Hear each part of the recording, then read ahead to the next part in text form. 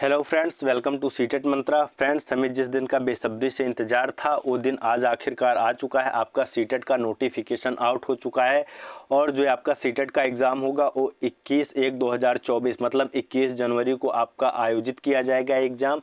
तो फ्रेंड्स, आइए हम उन सभी बिंदुओं पर चर्चा कर लेते हैं जो कि हमारे सीटेट के एग्ज़ाम के दृष्टिकोण से इम्पॉर्टेंट होंगे। जैसे कि आपके इस एग्ज़ाम का पैटर्न क्या होगा, आपके लिए क्राइटेरिया क्या होगी, एज लिमिट क्या है, ठीक है।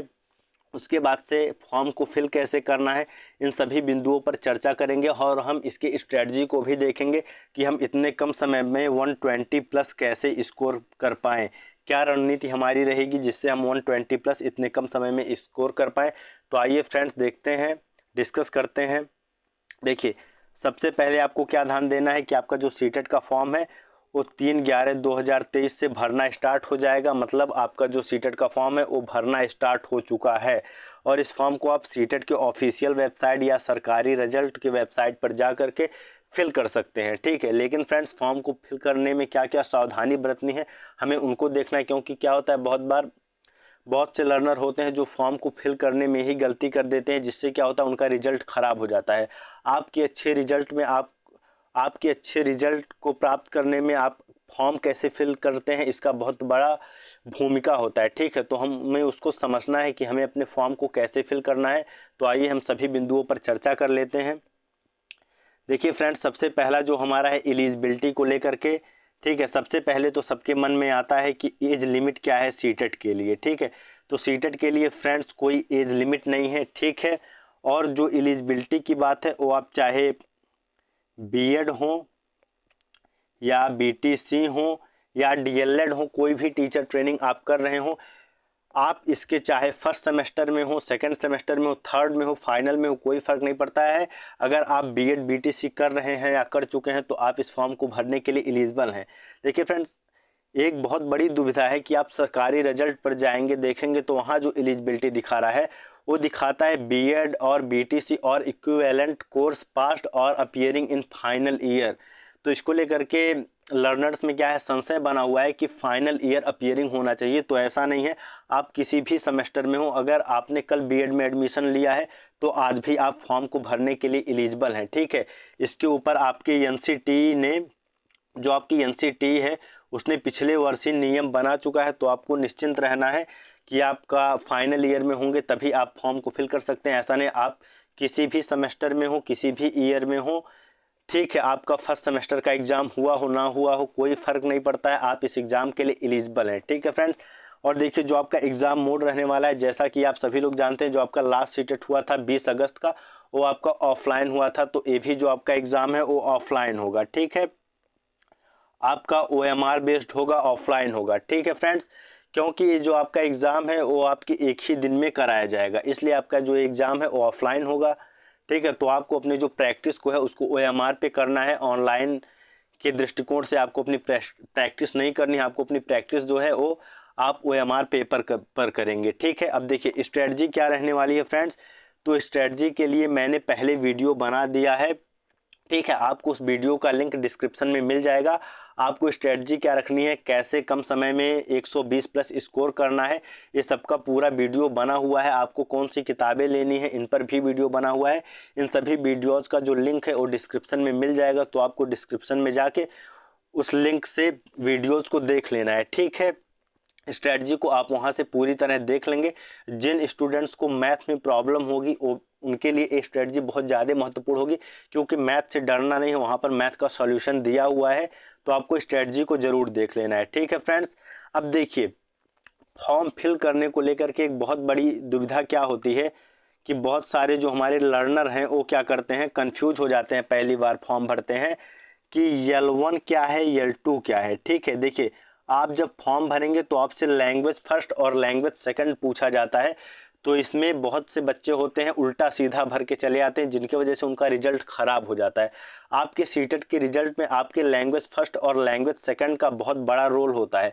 तो देखिए फ्रेंड्स, जो आपका लैंग्वेज 1 है और लैंग्वेज 2 है, इसमें फ़र्क क्या है इसको हम समझेंगे। आपका देखिए, जो लैंग्वेज 1 आपको भरना है वो उस लैंग्वेज को भरना है जिस पर आपका पकड़ अच्छा हो, जिसको आप अच्छे से जानते हो। मतलब नॉर्मली तो मैं ये मानता हूँ कि जो आपका L1 होगा वो आपका हिंदी होगा, ठीक है। अगर आप यूपी, बिहार, झारखंड यहाँ सबसे बिलोंग करते हैं तो आपको आपका L1 हिंदी चूज करना चाहिए, ठीक है।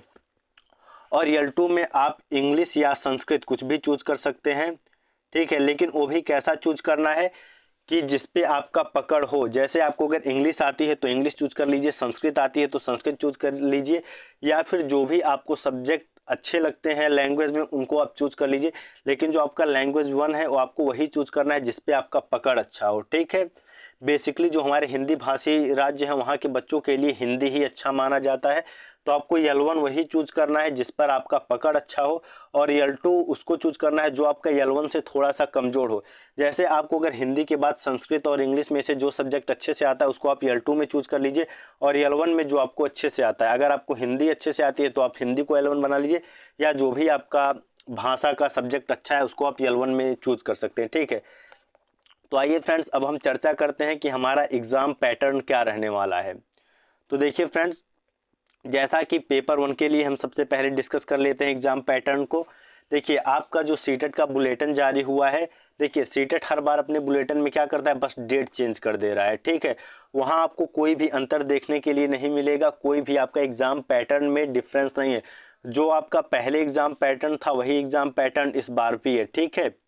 आपका देखिए चाइल्ड डेवलपमेंट और पैडागॉजी, बाल विकास और शिक्षा शास्त्र 30 क्वेश्चन आएंगे जिसके लिए 30 मार्क्स होंगे, और उसके बाद से आपका मैथमेटिक्स से भी 30 आएंगे, 30 मार्क्स होंगे।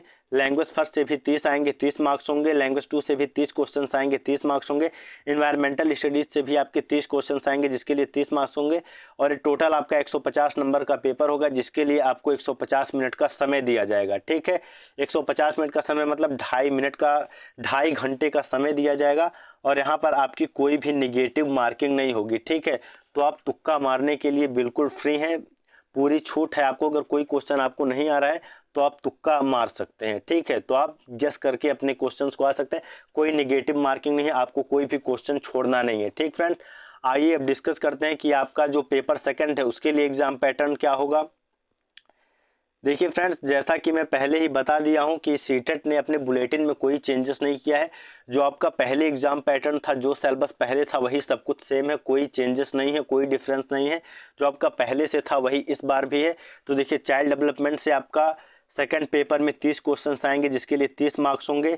लैंग्वेज फर्स्ट में आपके 30 क्वेश्चंस आएंगे जिसके लिए 30 मार्क्स होंगे, मतलब एक क्वेश्चन बराबर 1 मार्क, ठीक है। आप एक क्वेश्चन सही करेंगे तो उसके लिए 1 मार्क मिलेगा, अगर गलत भी करते हैं तो भी आपका कोई नेगेटिव मार्किंग नहीं होगा।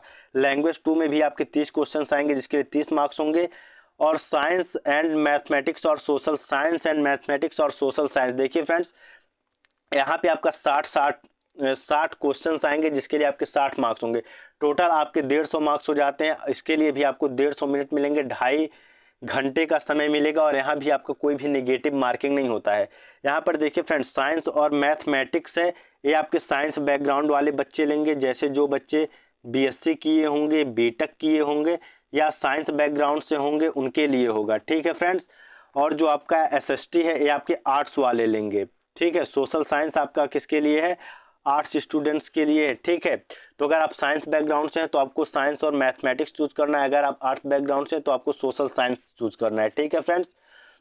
तो फ्रेंड्स हमने पूरे पेपर पैटर्न को डिस्कस कर लिया। स्ट्रेटजी को आप जाएंगे, लिंक आपका डिस्क्रिप्शन में दिया हुआ है, वहां से आप स्ट्रेटजी और बुक्स आपको कौन सी लेनी है इसका वीडियो आप जरूर देख लेंगे, क्योंकि बिना स्ट्रेटजी के प्रिपरेशन करेंगे तो आपको प्रॉब्लम होगी। एक एग्जाम को अच्छे से क्रैक करने के लिए स्ट्रेटजी बहुत ज़्यादा इंपॉर्टेंट होती है, तो आपको स्ट्रेटजी का वीडियो देख लेना है फ्रेंड्स। तो फ्रेंड्स आशा करता हूं कि ये वीडियो आपके लिए हेल्पफुल होगी। और फ्रेंड्स आपका डेली जो है आपका सीटेट मंत्रा यूट्यूब चैनल, इस पर डेली शाम के 7 बजे प्रैक्टिस सेट कराया जाता है, तो आपको डेली प्रैक्टिस सेट करना है, आ जाना है, आपको अपने डेली के प्रैक्टिस सेट करने हैं, ठीक है। डेली क्वेश्चंस प्रैक्टिस करने हैं। अब आपका नोटिफिकेशन आ गया है तो आपका जो प्रिपरेशन है वो भी अब जोर शोर से होगा, आपका डेली अच्छे से प्रिपरेशन चलेगा। आपकी मैराथन क्लासेस भी बीच बीच में होती रहेंगी। तो फ्रेंड्स आपको इस चैनल को सब्सक्राइब कर लेना है, वीडियो पसंद आए तो उसको लाइक करना है, अपने उन दोस्तों के साथ शेयर करना है जो कि सीटेट की तैयारी कर रहे हैं। तो friends thank you so much, मिलते हैं हम शाम के अपने क्वेश्चन की प्रैक्टिस में।